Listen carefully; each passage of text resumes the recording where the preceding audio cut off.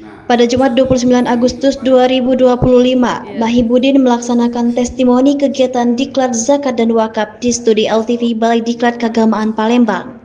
Dalam kesempatan tersebut, Mahibudin memberikan apresiasi tinggi atas penyelenggaraan Diklat yang dinilainya berjalan dengan baik dan sesuai kebutuhan peningkatan kapasitas sumber daya manusia Nazir dan Amil. Yang kami hormati Ketua Pelatihan dari Direktorat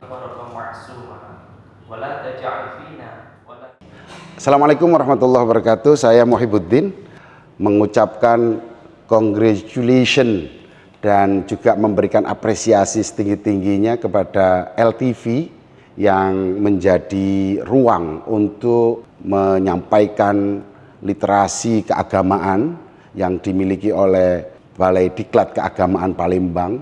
Mudah-mudahan LTV menjadi saluran yang mampu meningkatkan literasi agama untuk mengikuti pelatihan-pelatihan yang diselenggarakan oleh BDK, dan tentunya mudah-mudahan LTV ini menjadi saluran yang penuh dengan keberkahan.